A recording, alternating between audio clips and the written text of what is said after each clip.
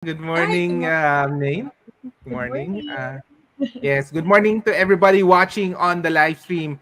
And we have a very special guest, Mika and Maine Callejo of Roz Jewelry. And we'll be talking to them about the industry, what's trending, and what's happening with millennial entrepreneurs. And very interesting. It's first time we're able to find somebody to talk about the industry from young Mm. entrepreneurs. My name is Anton Diaz, founder of our Awesome Planet. And let's listen live, Awesome Live, with the founders of Roz Jewelry, Mika and Maine Callejo. Can you do a Hi. short introduction?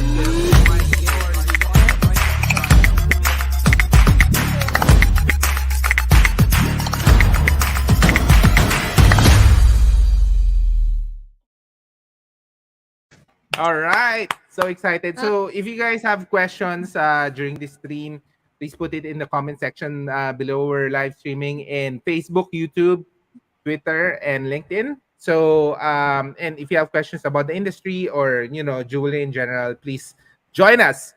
So welcome. Good morning, Maine and Mika. Good morning, Anton. Thank you for having us in your channel. Yes, and maybe let's start off. How did Ross Jewelry start? How did when did it start? How did you start it? Yeah, we started 2017, no? So we're turning 5 years na in August. So we're very Wow. happy na despite the, the uncertainties, the pandemic, yeah, and nandito pa din ang Ross Jewelry. So we're very blessed and thankful. Yeah, so yeah, this is my sister Sharmaine. Actually, when we were about to start pa lang the business, we were really contemplating if kaya ba namin. Mm, Yeah, but good thing with the support of our parents naman, they really encourage us kasi back in the 90s, late 90s to early 2000s, isa to sa mga naging ventures nila.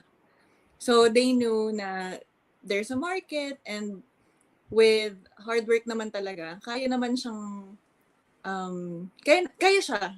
Ganun. So, in-encourage nila kami na ituloy. And mm. gladly, we did. Kasi right now, we're back in the Philippines. By the way, nasa abroad kami kasi 5 years ago.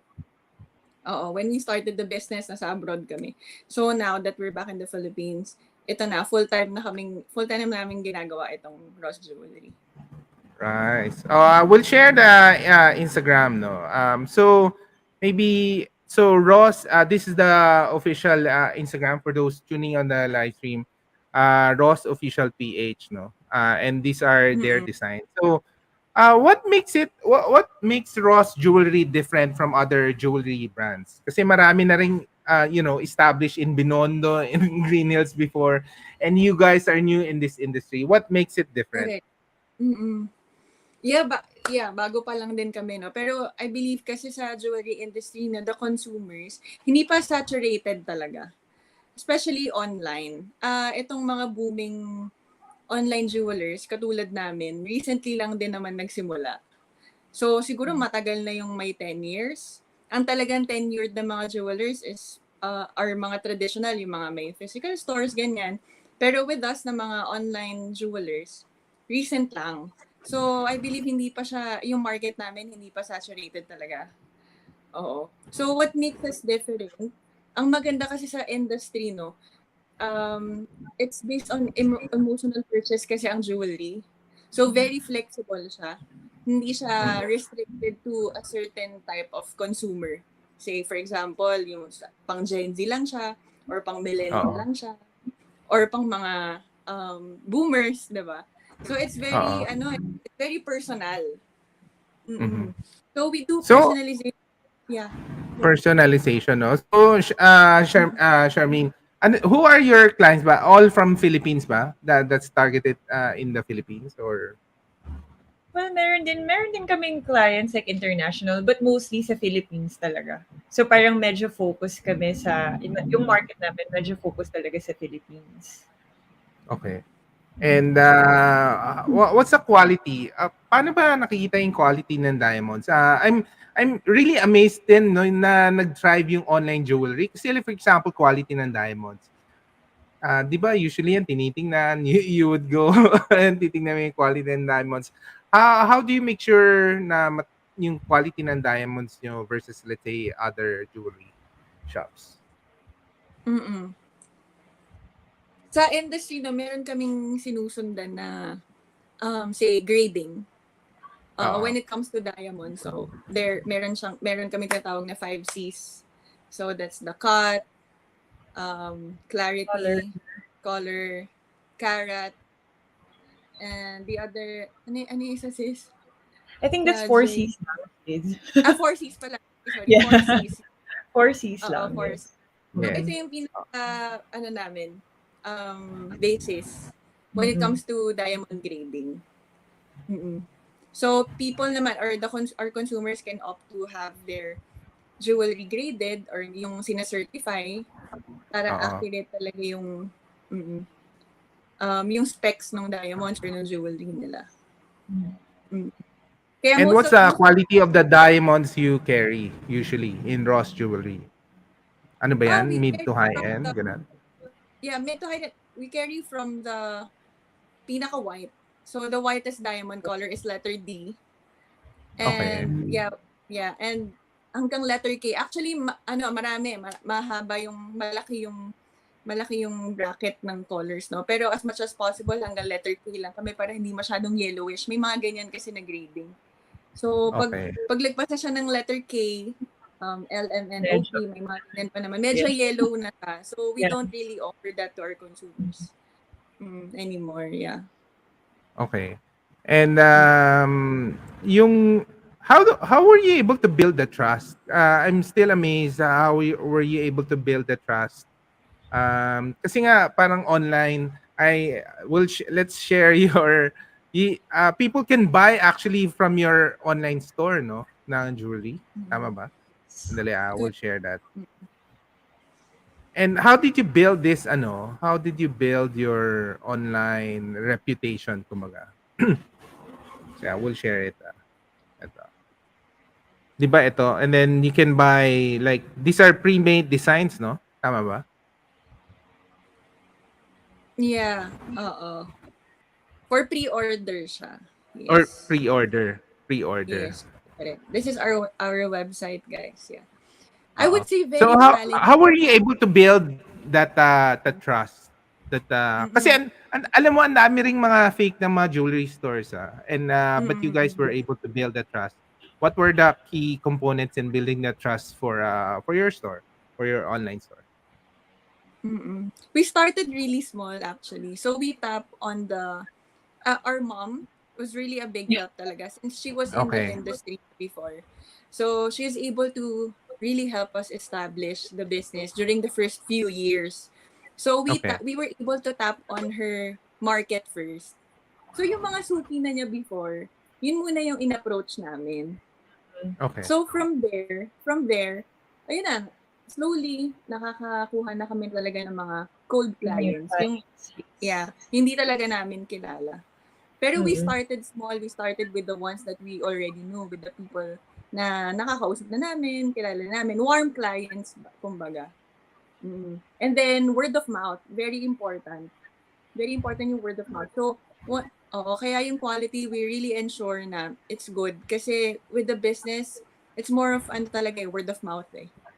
Pag na-refer ka. So, referrals. Parang referrals, no? People. Correct. That's how, until now, ganyan pa rin ang aming system. But are you able to close in Instagram ba? Or hindi? Mostly referrals and old clients? Surprisingly, ang dami sa Instagram. Yeah. Talaga? Nagulat din kami kasi we knew naman na online selling is challenging, diba? Very challenging, especially with jewelry. Kasi they would want to see the pieces in actual muna, ganyan. Pero surprisingly, the consumers from Instagram, nakakatuwa sila. Ang dali nilang kausap. Probably also because maayos din naman kami kausap, no? So, yes. It's very important na professional. Even if online lang, ganyan, very professional pa rin ang approach namin with our consumers. You handle the Instagram. Both of you Mm-mm. handle it. Yes, both. Okay. Yes. So what happened to this industry during the pandemic? And maybe I'll ask you afterwards. What's your projection for the recession? No? But during the pandemic first, what happened? I thought nga na mawawala na yung mga investment on jewelry kasi wala nang wedding, ganyan. Pero what actually happened? Nag-slow down siya. Like, I can say nag-slow down siya, pero nandun pa rin kasi yung mga buyers na interested talaga sa jewelries. Like, because itong pandemic, ang dami ring nagkaroon ng like events like the weddings, engagement, ganyan. Hindi So tumigil. parang Mm. mas naging intimate yung approach nila with the jewelry. Kahit nag-slow down siya in general, parang since looking sila for that kind of parang sentiment na ibibigay nila sa partners nila during the special occasion, then ano pa rin siya, nakasurvive pa din yung industry. So, kasi syempre may mga buyers na when they buy jewelries, like ano sila yung parang kumbaga parang they want it like Very personalized. emotional, no? Yes. Oh. Very emotional purchase So, talaga. yeah. So, because of that, I think that's the parang main reason why hindi siya naging dead end kahit nag-pandemic na. Yeah, and second, since ang daming restricted activities like traveling, shopping abroad, ganyan. Oo, na-restrict talaga yung activities ng mga tao in general. So, parang nag-rely on sila sa online shopping. Yeah. Oo, grabe talaga online shopping. Talaga. Kaya nga, diba, mga Yes. Shopee, mga Lazada, sobrang booming. Yeah. Yes. Actually, Yung not mga- just in sa jewelry industry, like in general, kahit minsan nga napapaisip kami, okay, kahit pala nag-pandemic, marami pa ring interested like online, like sa any brands. Yeah. Oo, hindi lang sa jewelry. So, hindi rin pala talaga siya nawala at all. Pero we Oo, were really scared when it started kasi parang parang nandun tayo sa parang yung thinking natin back then, paano na yung business? Kasi dahil nga yung mga tao hindi sila nakakalabas, but then still survived and still surviving and okay naman. Okay naman. Oo. And then- with this incoming recession, ano bang projection ng with the jewelry industry? Will kasi ang taas na ng the gas and the basic commodities. Do you think the weddings will be affected by this and consequently the jewelry business? I would say talagang feeling ko maapektuhan. Kasi medyo nararamdaman na rin naman natin. Yeah. So, ayan, another challenge pero also another reason for us to push through. Yes, for sure magkakaroon na naman ng maraming iba't ibang approach or marketing model on how we can tap on. Just like the start of the onset of the pandemic. We didn't really expect magiging okay pa. And yung mga consumers kasi they started revenge shopping. Parang gigil sila mag-shop. For some reason, kasi nga they cannot get out of the country. So meron pa ako mga kaming clients na parang, ay, hindi kami makatravel. So, na lang, i-shopping na lang namin yung budget. Just to make us feel better. Meron, just to make us feel better kasi nakakulong lang kami sa bahay. So parang medyo related din siya. Yung may may psychology din talaga behind it. Yeah. They want we want to feel better talaga through different stuff. So one of it is through revenge shopping. They call it revenge shopping. Yeah. Mm-hmm. And then, di ba, you use, what kind of gold do you use? Kasi, during recession, dami bumibili na jewelry for protection against, inflation. And some of them buy gold or silver, di ba? Where do you get your gold and silver? Ano ba yan? High quality gold. And, for the metal, we have 14K and 18K. Usually yan talaga yung ginagamit namin for our jewelry pieces. So between the two lang. We also have flat, pero hindi siya masyadong parang sellable eh. More on 14K and 18K talaga ang gamit namin for our jewelry pieces. Yes. Okay. And Now, for asking the origin, we have manufacturers sa Hong Kong. So most of our pieces talaga are Hong Kong setting, Hong Kong made. wow, nice. Ang Mm. daming jewelry coming from Hong Kong, di ba? Yeah, madami, The- madami. and they're not affected. They're still open, I guess, no? Yeah, With they this are. Mm. COVID restrictions in Mm. China. They are open. Meron pa ring quarantine ngayon, no, sis? Pag pupunta tayo ng Hong Kong, meron pa, pero Yeah, they I didn't think close. 1 week. Yes. Mm-mm. Wow. Pero Grabe. hindi talaga Kasi sila before I went totally home, I was planning sana to drop by ng Hong Kong so I can fix some of the sa jewelry Oo. related. But then, because of the restrictions, ganyan, changes of like the flights, so yung hassle niya, hindi na lang ako tumuloy. Pero they're still open. They're still Yes. yes. open. Tuloy-tuloy Okay. pa rin sila. Operational pa rin, yes. Okay. Mm. Now, let's talk about this is for the what's trending ba for those looking for a wedding ring. What's trending in design for engagement ring for couples? So, we'll show some of the designs here. Maybe you can give us some tips for those people watching or who will be getting engaged, no? Ano bang trending in terms of design? Ano bang importante? Palakihan ba ng ano ngayon? Palakihan ng diamond or kailangan ba customized yung mga designs or ano ba? Mhm. What are you looking at or based on the clients that you have and what's trending in the millennials kasi sila yung nagpapakasal ngayon, 'di ba? Lahat sila. Correct. Mm-mm.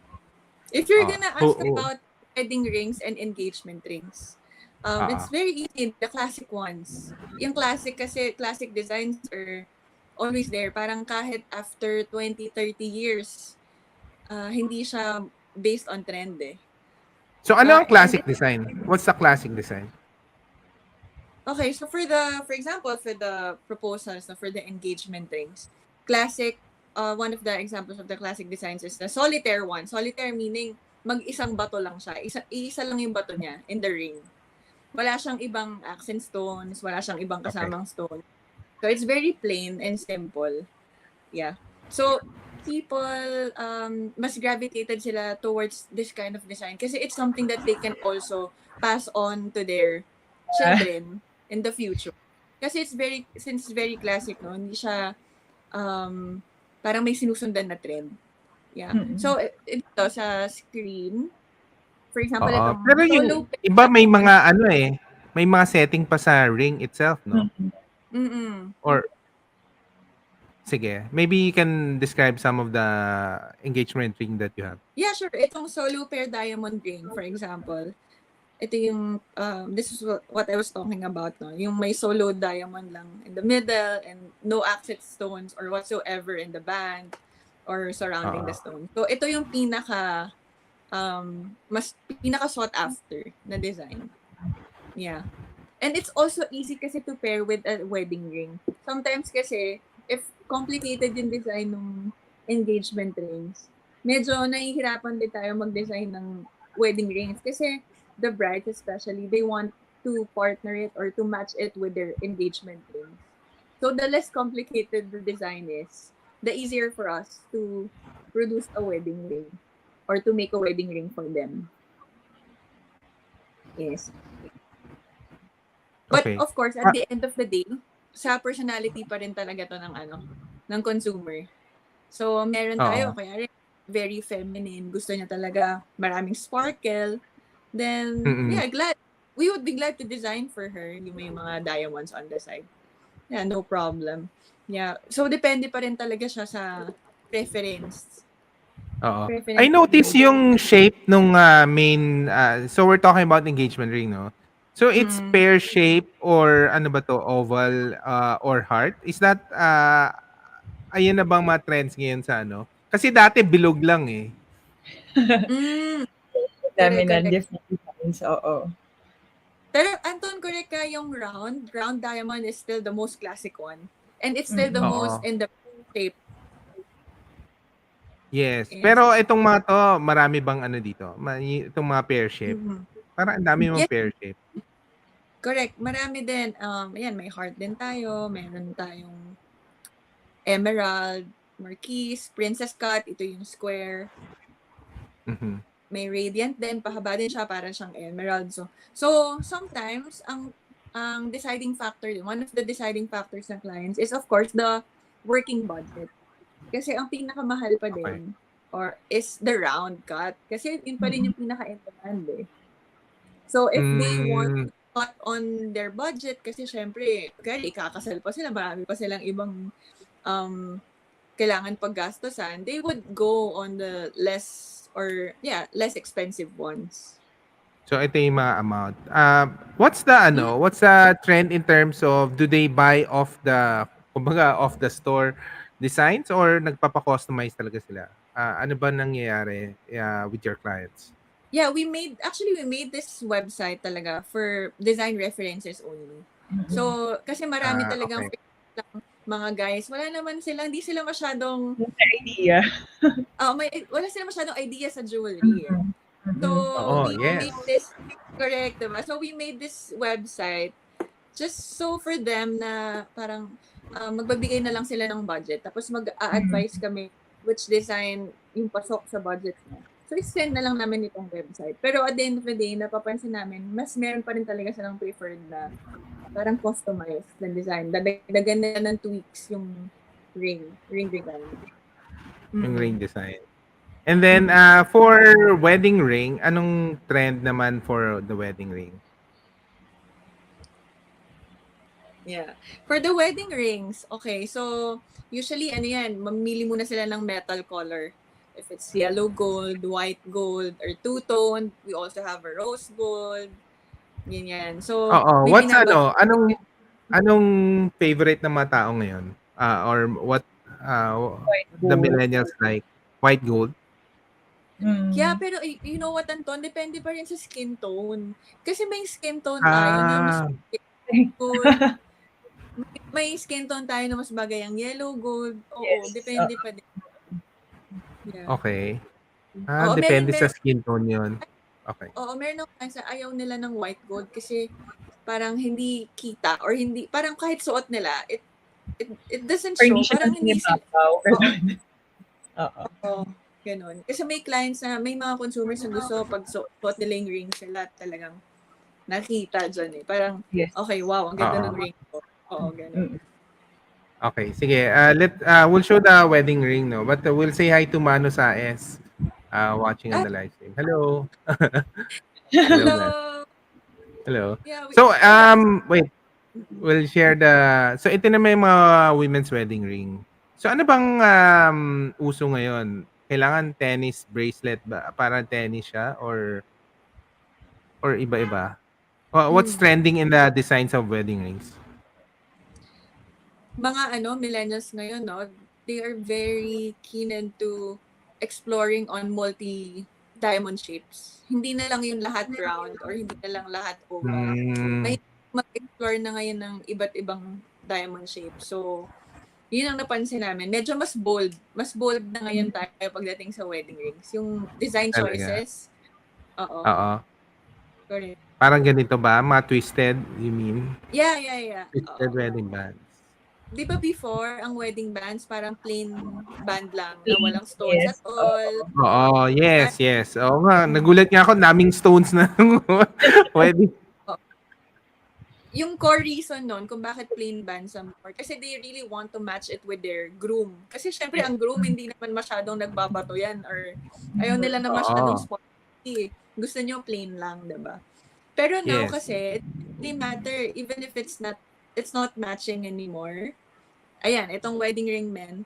So okay na kahit hindi matching yung wedding ring?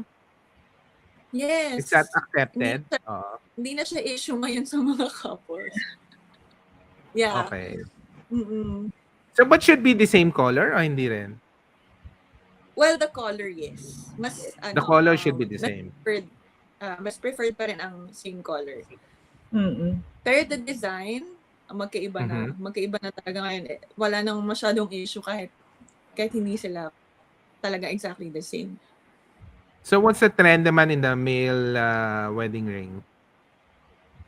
The Still, millennials. Anong ang oo. mga grooms Ball pa namin, din. still the plain ones din. Mm-mm. They go for the plain ones pa din. Yes. Yeah. Okay. Kasi it So mga also, ganyan. yes, mga ganyan. Ayaw pa din nila Yeah. ng flashy.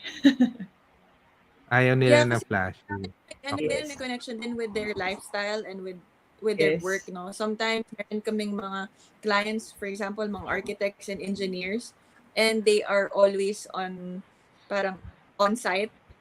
So, medyo nasa construction area most of the time. So, they really want a plain and simple ones na hindi masyadong nakaka-interrupt sa work nila.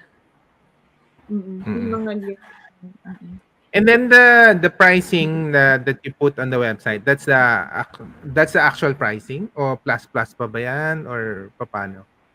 Is that a net well, price? yeah, we always tell our clients na the final cost of their rings will depend on the ring sizes first and foremost. Kasi pag Okay, ring sizes. Yeah. mas malaki, mas maraming gold na gagamitin. Mm-mm. Then second, if they want to add on diamonds, so the cost also will depend on the grading of the diamond. So the color, the clarity. So we can adjust. So we always tell them na whatever your working budget is, just let us know so we can propose to you the most fitting one. No, we can adjust naman the budget, the pricing. Okay. And usually in terms of planning the wedding and engagement ring, how long planning preparation ba yan? Usually. Or na-notice nyo with the millennials? With their rings, we advise Oo. 3 months for the event, 3 preferably. months. Kasi, 3 months Na, prior. tapos Kasi, na prior. Minimum. oo, Minimum. yes. Kasi minsan, Dami malaki pa lang pang pagdating. adjustments. Yes. Oo, or maliit, hindi kasha. It would really take time pag merong adjustment. So, kailangan talaga medyo malayo yung gap nung time from the event itself. So, Okay. And meron bang what's in and what's out in the jewelry design in 2022 and beyond? Meron bang mga frown upon or are more people just going back into classic? What's happening in this space? Yeah. Actually, if we're gonna talk about other jewelry pieces, like for example, necklaces or earrings, not just the rings. Kasi the rings talaga mostly classic designs lang yan. Pero pagdating ngayon sa earrings and necklaces, bracelets, medyo trendy ngayon ang mga links or yung mga chunky link designs. Oo. I think it's because of medyo pinapauso ng Tiffany & Co, Cartier, yung mga chunky or yung mga bulk pag sinusuot. So, people or the millennials and the Gen Zs, they prefer yung mga chunky ones na yun. Yung mga bold statements design. Sa earring, yun din. Mga layering. So, sa earrings naman, meron din nauuso, we call it the crawl earrings. Yung, as in hanggang dito, may diamonds ka. Hanggang taas ng tenga mo, meron. meron. Sa Gen Z. They're very experimental when it comes to their accessories ngayon. Oo. But itong we'll show the earrings, no? Since na-mention mo yung mga earrings. So ito yung mga earrings pang wedding pa rin to? Or the earring collection niya, it's still for weddings or hindi na? Hindi naman. Not really restricted for weddings. Especially yung mga studs. Kasi the studs can be worn daily naman.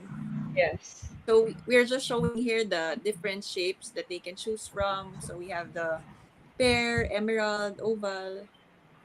Yeah. Okay. Then we also have the huggies. Actually, mga hoops na maliliit, it's also very trendy. Nasaan yan? Which one? This one? Yes, the correct. Hoops. Yung mga...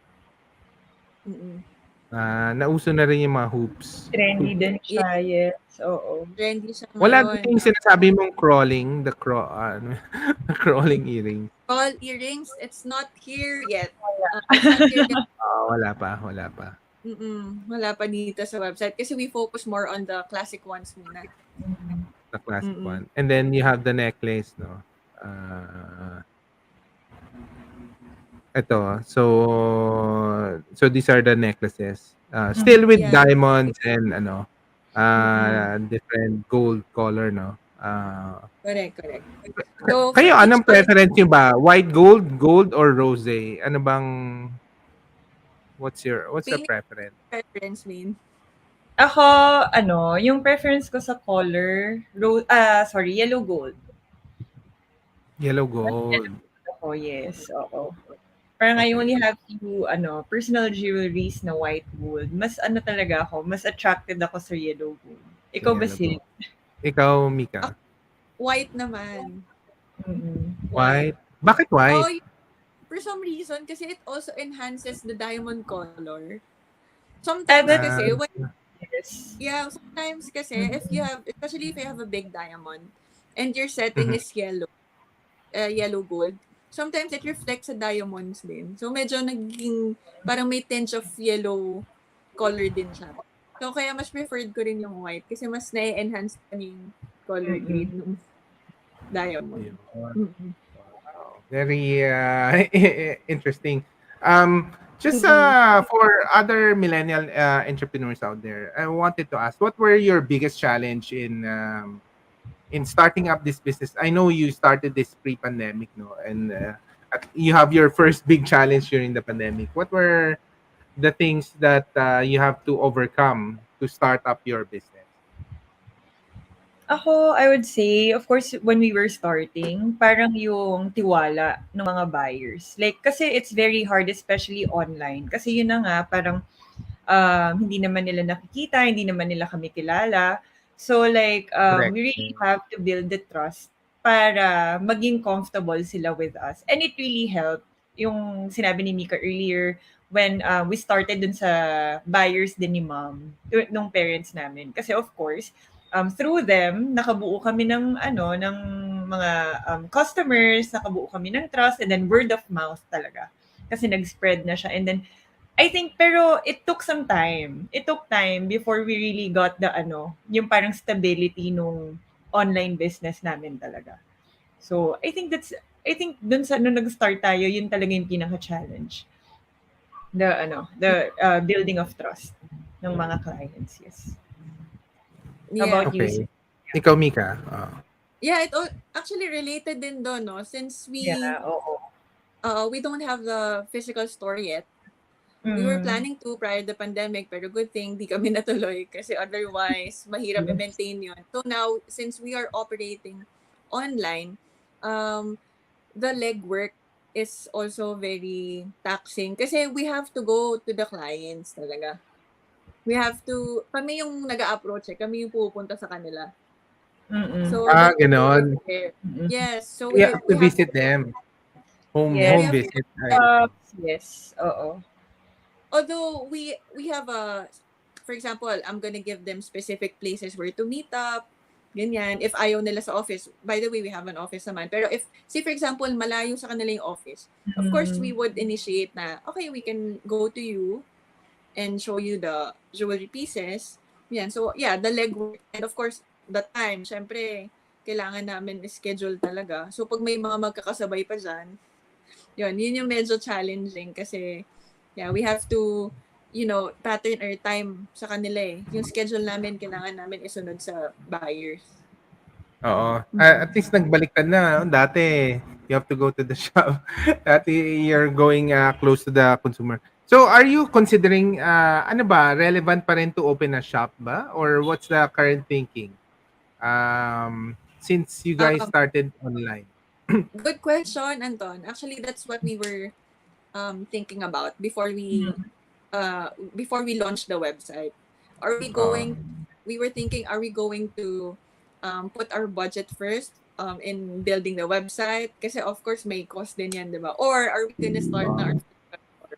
So we focus more on the website na lang muna. So we can tap on the international buyers as well. Yeah, since we started abroad din naman, we also have buyers there, di ba? So kahit wala kami doon, is nakikita nila yung mga designs that we currently have.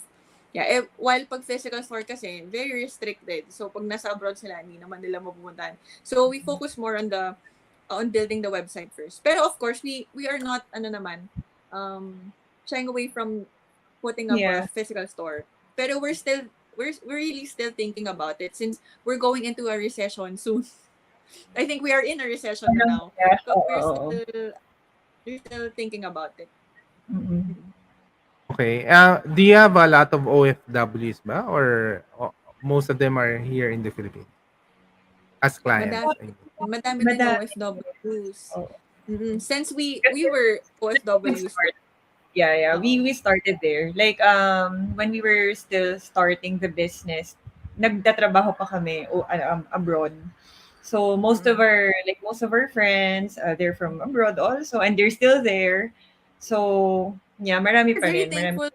We're very thankful of them kasi very supportive talaga Yes, sila. When they super. knew that we were a jewelry business, they were like, "Oh, really? Okay, show us the designs and yeah, bibili kami ganyan." So, yung mga warm clients namin, talagang sila muna yon, mga Mm. friends and close family, Parang ano na close yung common friends na, relatives. yes. Yeah. Mm-mm. And I think Filipinos still want to buy from fellow Filipinos. Especially you guys, Filipina entrepreneurs. Yes, correct, Yun. correct. So, wow, really interesting. Thank you for sharing your story. Very inspiring, of course. And maybe just and let's end with your final thoughts. And please invite them to check out your jewelry pieces online. Go sis. Yun Yeah, na thank you, Anton, again for having us. Yes. So guys, meron kaming website. We just launched it 2 months ago. So Mhm. it's very new. I hope you can support it. You can support our website. It's www.rozjewelry.com. You can also visit us in our Instagram and Facebook pages. That's Roz Official PH. Yes, and if you have any questions or concerns or meron kayong natitipuan na gusto nyong ipagawa na jewelry design, we can do it for you. Or, yeah, our contact numbers naman are in the website, in the Instagram and Facebook page. Yeah. The website is very friendly. So if you guys visit it, then it's madali na lang siya ang tawag dito, Navigate. Na, navigate. Yes. So everything is there, contact numbers, everything. So yeah, we also have a book an appointment option there. option, yes. So, So if you meron want to Uh, go kaming, to our office, yes. If you want to ito. go to our office and then check the items like the actual yung look niya, then you can go there. You can visit our website and then book an appointment and then yes, we can set an appointment for you guys. yeah, merong on-site dyan and merong video consultation. Yes. Mm. All right. Congratulations. And So, bakit nga pala Ross? Hindi ko natanong at the start of the stream. Why Ross? Because of our dad. So yung name kasi nung dad namin is Rosaldi. So we got the first three letters. Actually, kaming magkakapatid, sa names namin lahat may lahat kami may Roz. Roz. Yes. Wow, ang galing naman. And so this is really like a tribute to your parents in a sense, no? To your Yeah, dad, to your correct. mom business. What would they say about you guys carrying on the jewelry business to the next, to the next era? Mm-mm. They're They're very very happy. proud. Yeah, very happy and proud. And they're very happy na dito rin kami sa industry na to. Kasi before, syempre, like, pinifigure out pa namin eh. And then when we ended up in this industry, of course, they were like, okay, kayo na yung magtutuloy ng legacy namin, ganyan. So, they're very happy. Oo. Paano, Mm-mm. so, last question na, I know we have to stop this stream, but kasi like for example, we have 4 boys, no? Always loved na any of the 4 boys to continue our awesome planet. But it was really hard to push them when they're young eh. And talagang parang dapat kung sino lang may gusto. How did your parents say na okay, you'll have a jewelry business when you grow up, or how did you embrace this business? And any tips for parents out there who Yeah. wanted their, next generation to follow their legacy? Yeah, so for our case, no, sa parents namin, we didn't really feel that we were pushed to do this. Yeah, It just actually, came out naturally. yeah, it just happened. We Uh, didn't, yeah, as what I've said earlier, parang we didn't really plan at first kasi parang hindi pa namin alam. We were still trying to figure out what we wanted to do. And then eventually it just happened. Like we just Mika and I were talking one time and then we just decided mag-start kaya tayo ng business. And then of course like when we were thinking of what business we should do, doon na namin parang naisip na bakit pa tayo like mag-aano sa iba ng parang sa ibang industry if we already had this experience. And then yung parents nga namin was already in it before. So I think doon na lang and then nahilig na lang I think what kami. helped, Parang it just yeah, happened. for the parents out there, I think one of the tips would be, probably show them that you are enjoying what you're Mhm. doing. Show them the Uh, benefit. Yeah, show them the That's benefits really of important. Yes, yes. kasi growing up, we really saw our mom, especially our The parents, difference. especially our mom, na Yes. enjoying the industry, enjoying the jewelry transactions, ganyan. So we grew up on it, na nakikita namin siya na parang kasi ano anong ginagawa ni mommy. Pero that time, wala pa kaming idea how to do it. We just saw how she was enjoying it. Ganon. Yes. Kasi Oo. now we already have this, whenever we look back, so ang naiisip namin was parang yung experiences na yun eh, when we were still young, na parang gigising kami kunyari early in the morning and then they were already like, alam mo yun, tinatrabaho na nila yung business. So, whenever we Uy, think of it, excited. like, Oo. inspire kami lalo kasi parang if Mhm. they were able to do it and then they were successful. So of course, like we also want this business right now, the family business na nga na we continued na also to be successful. So it's very important talaga to show them that you're really having fun. Yeah. okay. No, that's an excellent tip. Thank you. Thank you for that. And to end, case Kindara is watching. Hello. Hi. Hi, Thank you for watching. Casey. Casey. Thank you for And please like and share this video to your family and friends, especially those interested with jewelry or if you're purchasing jewelry this 2022 and beyond. Very interesting on online jewelry that we can trust. Very important. And maraming salamat. Thank you, Mika. Thank you, Maine, Thank you, Thank you, for Anton. Anton. Thank you We so much. for also sharing. wish you the best and the awesome Planet team na Yes. magtuloy-tuloy pag. Ang dami yung following. Oo nga. Congratulations. Thank you. Maraming salamat din. Okay, live an awesome life, guys. Please check out Roz Jewelry. Bye. Bye. Bye. Congrats. May humabol na comment. Congrats. Mars and Mar. Maine, Adi Thanks, S. Adi. Thank you, Ate. All right, live an awesome life, guys. Thank you. Maraming salamat. Can you do a Thank you. short Bye. clip? Short clip.